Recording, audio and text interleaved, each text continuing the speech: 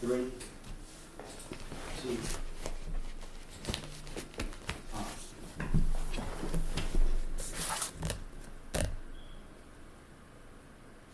Oh, I didn't see you there. How you doing?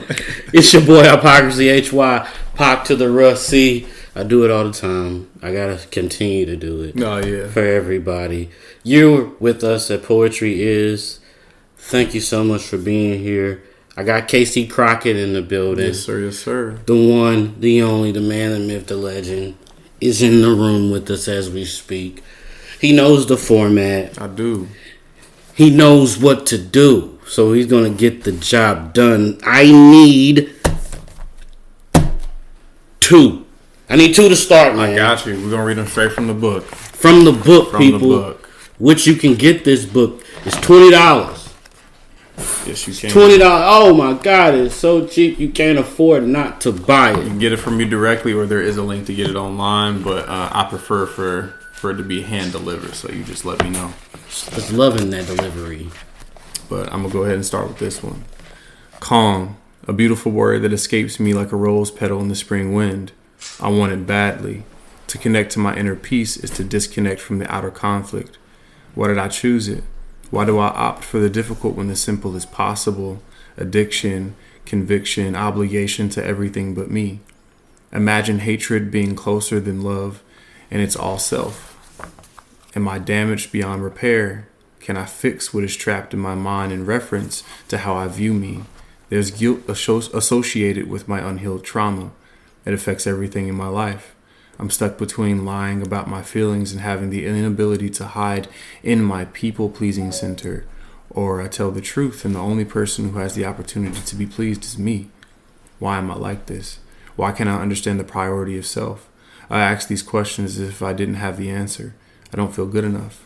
I try to fix things outside of me because I don't know how to fix things inside. The time I ran from me, the shadow was waiting for me at the end of the trail. And now that shadow and I hold hands by force because he's the only being that sees me and has yet to run away. How fast can I go until my lungs collapse? I'm gasping for air and my words are mute. And now I'm struggling to be me. I have to wake up every day, look in the mirror and be me. And that's terrifying. And no one's more a stranger.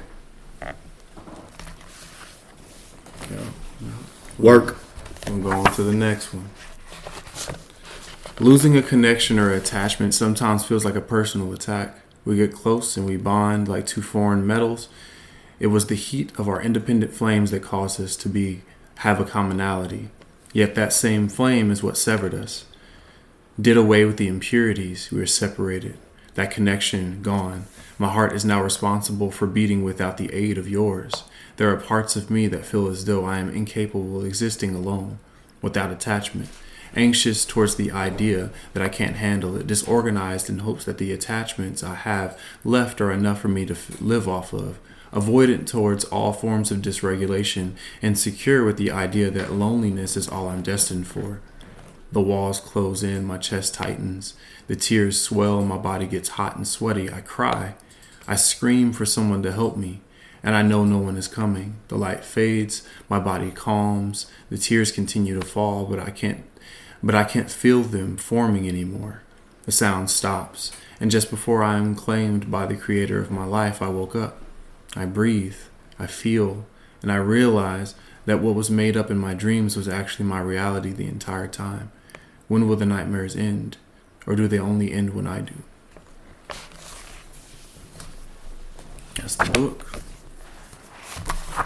Get you a copy, man. I got me one. Yes, sir. Support your local artists. Yes, sir. So how did you get started doing poetry? When did you start doing poetry? I actually started doing poetry in high school, man. It was actually a poetry class, just like creative writing, essentially. And I kind of just attached to it. And I remember the first poem that I wrote was actually a poem I wrote for a high school girlfriend. Read it in front of the class as like a testament of like emotional exposure. And the rest was history from there. So you just fell in love with it right then? Yeah, and it turned into just like a coping mechanism. You know what I mean? Like I have some strong feelings, and it's easier for me to communicate how I feel in poetry than it is for me to just talk and tell you Yeah. what I'm feeling. You I know understand. I too have that same quandary. Yeah. I do feel the same way. Being able to communicate, I gotta write it down. I write it down in the text message, but I won't tell it to your face. It's so much easier. I can't really. I mean, I'm a well-spoken person. When it comes to like deep emotions, it's like I gotta write a poem about it, and then I can tell you how I feel through that. But if you want me to just throw up words and feelings, that's not gonna. It's gonna come out wrong. Yeah, it's gonna come out, and you're not gonna digest it well. You'll digest it so much better if it's in a poem form. Yeah, it's gonna come out blunt and sometimes harsh. So that's all honesty, people. Yeah, for sure. All honesty. Poets, we save lives. We save lives. And the first life that we usually save is our own. Oh! Message. So so you said high school. What continues to keep you going, to keep you motivated to keep writing? Honestly, it's turned into a habitual thing. Like I write every day. And it turned in, at first it was like a thing that I was doing to kind of just like have more stuff written.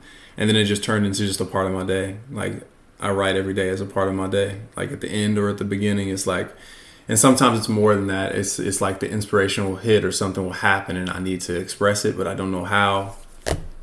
It turns into a poem, you know what I mean? Yeah. And then like this book was birthed from the realization of how many poems I actually had. Because I have like, you know, iPhone has its notes, but I also had a Galaxy for a while. So I had it in Galaxy Notes and then Google Docs and then of course the physical paper of like the ones that was written in the actual book. And I just did like a, you know, just like went over everything, and I have over 1,000 of these. Just Nice. Nothing to do. Some people, they've never seen the light of day. I'm the only one that's ever read half of the. You know what I mean? Like that's the beautiful thing. When you so go I was back like, to it. and some that probably still will never see the light of day. Some of them are just for me, but there are some that I felt like they needed to be in this book. So I made this book, and it's titled "I Understand I Am Misunderstood" because that was one of the things that bothered me the most about just like my life experience is not being understood. And this is just a reflection of getting to the point where I'm okay with just you not understanding. But I feel like there's a lot of strength in putting in effort to understand instead of wanting to be understood. You know what I mean? Yeah. Because why not be the different in the same? Exactly. So, you said some of your poems will never see the light of day. They were just for you. Mm-hmm. Who do you write for? I write for me. And a lot of this stuff that's in here is stuff that I need to hear. Stuff that I need to hear, stuff that I need to get out. And if it attaches to someone else, even if it's just one other person, great, fantastic. But I think that's where like art can kind of get messy when you start making it for other people, because you can't please everybody. I can control how I feel about it, and if I love it, box checked, job finished. Success. Exactly. So I think that's one thing about poetry is I've never been like I'm gonna make poetry that people will attach to. It's more so just like I'm gonna make something that I can be proud of and I stand on, and if people attach to it, that's also a plus. You know. Got you. What do you mainly write about? A lot of it is mental health. A lot of it is centered around like suicidal ideation or depression, anxiety, life experience, and things of that nature. That's like a lot of what the book is about. It's just like things that I was going through at the time that I wrote it.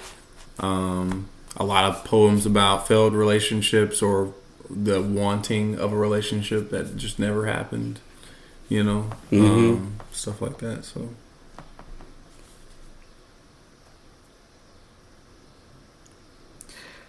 All right, it's that time, people. I think you all know what question I'm about to ask. You can time travel. Mm-hmm. You can go back in time. Mm-hmm. And you can talk to two poets. Who are they going to be? Okay, that's a fantastic question. So I have two, and they're completely different in regards to the type of poems that they write. Oh man, actually, it's so hard to pick. It's so hard to pick. Okay, so the first one is easy. Edgar Allan Poe. Okay.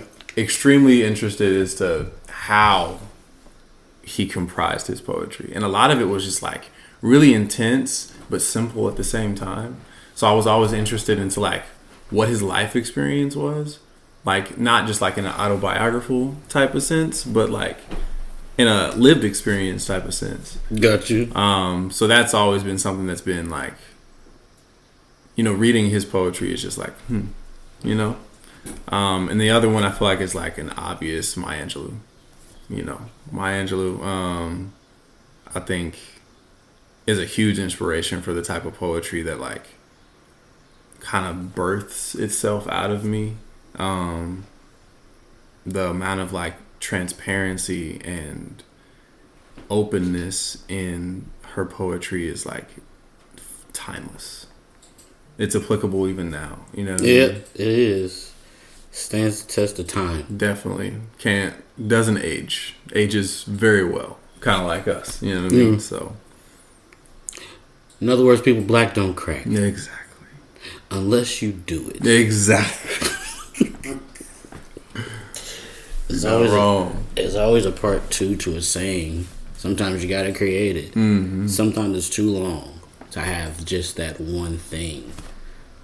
All right, so Edgar Allan Poe, Maya Angelou, good choices, good people, real good people. Just they're good, they're great.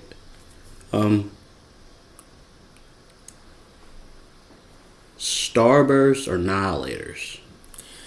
It's probably gonna be controversial with Annihilators.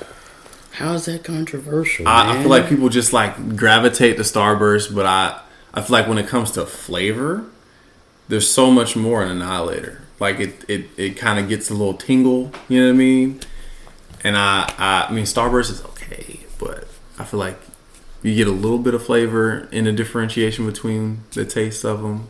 Yeah, like you get a pack and you got 5 flavors in them, and it's, you kind of tell that they're different. But you save purple, the good ones for last. And green Annihilators, those are you gonna know they top tier. What flavor you eating? They top tier. They top tier.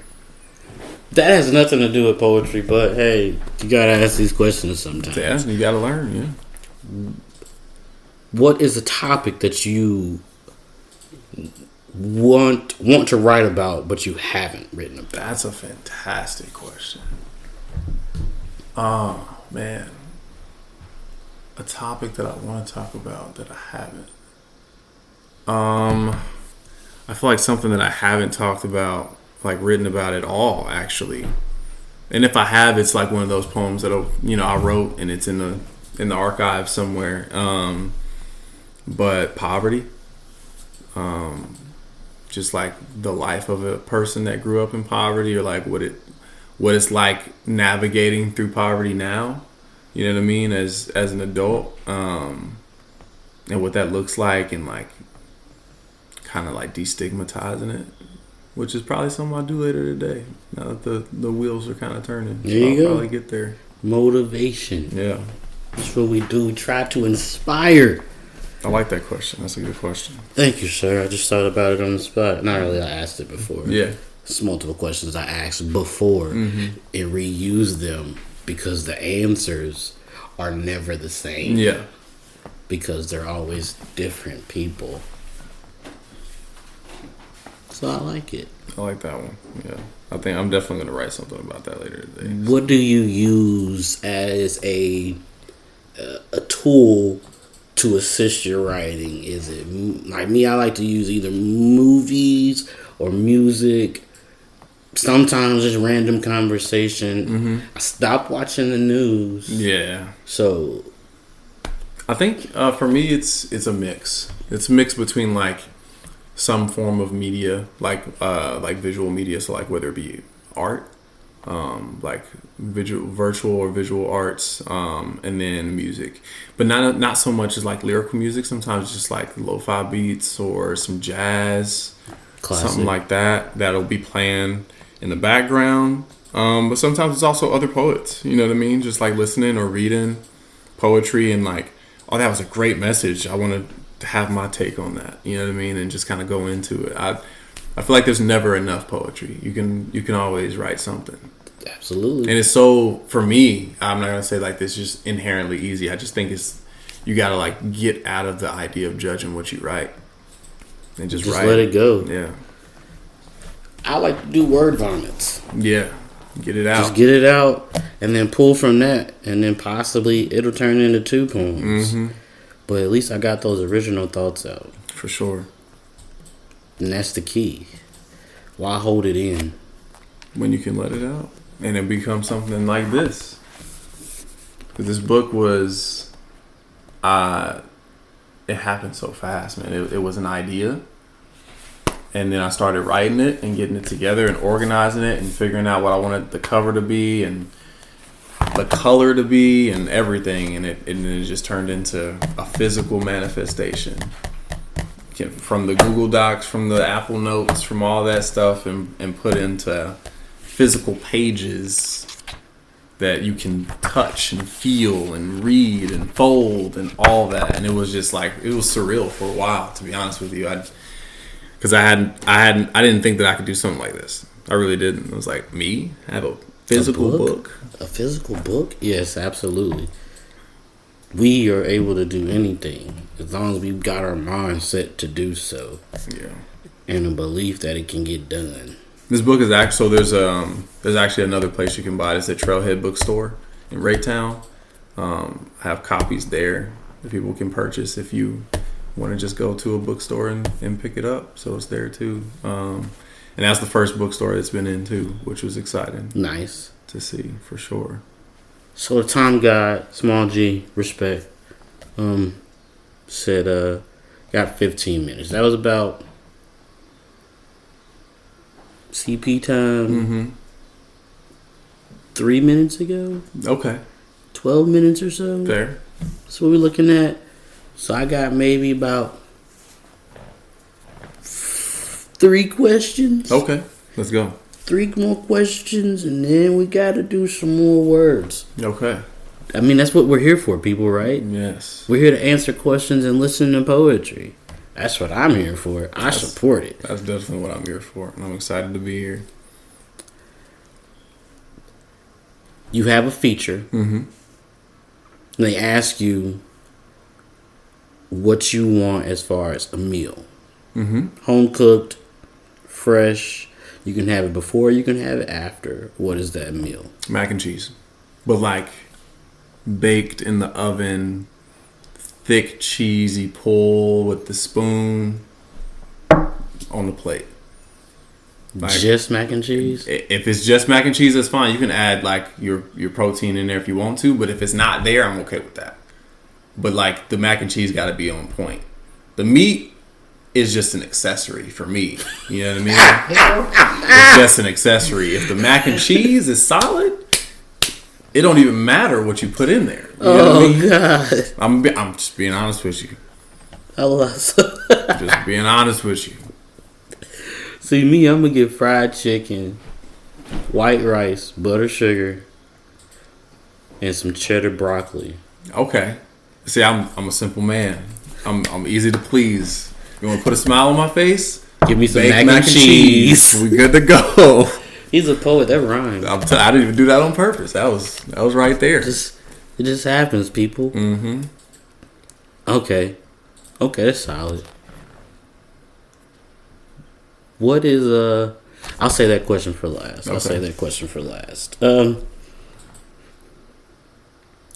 What are you going to say to an inspiring writer, be it somebody that paused for a little bit or is debating on starting the journey?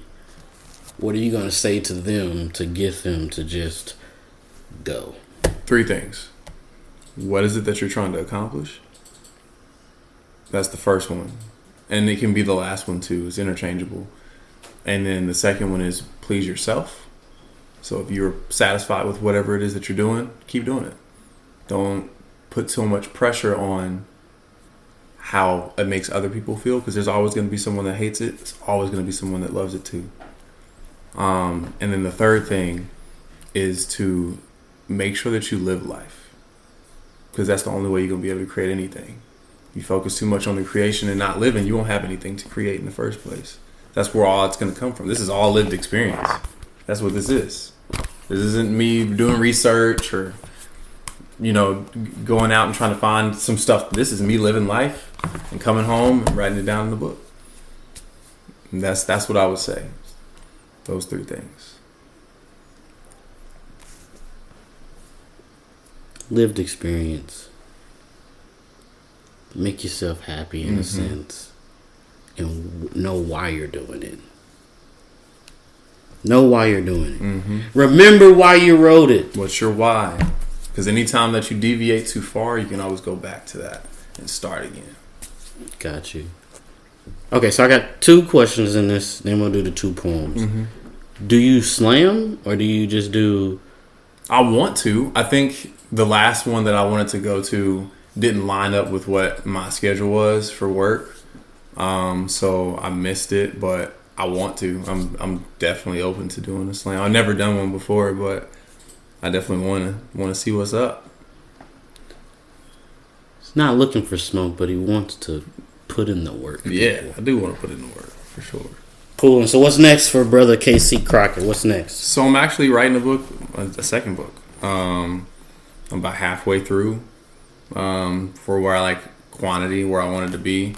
And I'm hoping to have it done by the end of this year, around holiday season. Be in the same position, have it out and ready to go. That's the goal. Holiday season. That's when this one was released. Technically, it was released in December, but I didn't put it online to be sold until January. So I have physical copies. Started the new year off. Yeah. Yeah, so that's kind of what I got going on right now. Just working on that. I do have like a author event at Trailhead Bookstore on the 20th of this month. So if you want to come, grab your copy, ask questions as we are today, feel free to come down. There'll be more information on that once the flyer's made, but yeah. Cool. Where can they find you? So on my TikTok or on Instagram, it's under my podcast name. It's called Black of My Mind LLC. So it's that name on TikTok and on Instagram. So anything that I got going on will be posted on either one of those 2 pages. Gotcha. All right, it's that time of day. Yes, I need 2 poems to end this, man, and then we'll go ahead and say our deuces. All right, I'll start with the first one in the book. I hope that someday I make a significant impact that I see. I notice certain things, meaningful things, sure, but they never seem to last past the moment because that's the last time that they were mentioned. Like a seasonal allergy, I'm here, and then I'm gone as soon as the sun begins to shine again. I don't control the elements I bring into lives, nor do I control when I leave them. I did myself a favor and shut out all the comparisons, and I'm left with scars from a better self that continues to dissolve amongst the depression and sadness inside of me. Inside of me there's light behind the darkness, yes, but the clouds continue to bloom like sunflowers in the spring air, covering everything you see. My mind is overtaken with the thought of being good enough can only be a distant memory. The people around me love me, but I do not share in that emotional projection. I'm isolating myself in hopes that I don't bring people down. My heart is hurting and I hope no one feels it. The mask I put on every single day is cracking. The me that felt good doesn't feel good anymore. I'm no longer uncomfortable with being misunderstood. It's just my life now. Can I get a break, or do I only get those when you do it first? I have tools, but none of them seem to work, and the cries for help only assist in letting out the tears no one is coming. I need to help myself, and I'll spend ages trying to figure out how to answer the question, how?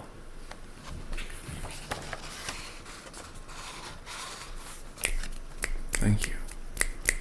All right, and this is the last one. The worst thing that you can feel is that you're not enough. But where the hell is the thought process coming from? Preconceived notions from a mental stump that was once a tree, but the world cut it up? Truth be told, it was never important. Self-worth came from self because the world mixed up the order. It's been misconstrued since we had a thought process. The only idea that is constant is what two things will I compare next. Honestly, I hate comparisons. They kill dreams and similar things with similar things without any thought of what might happen next.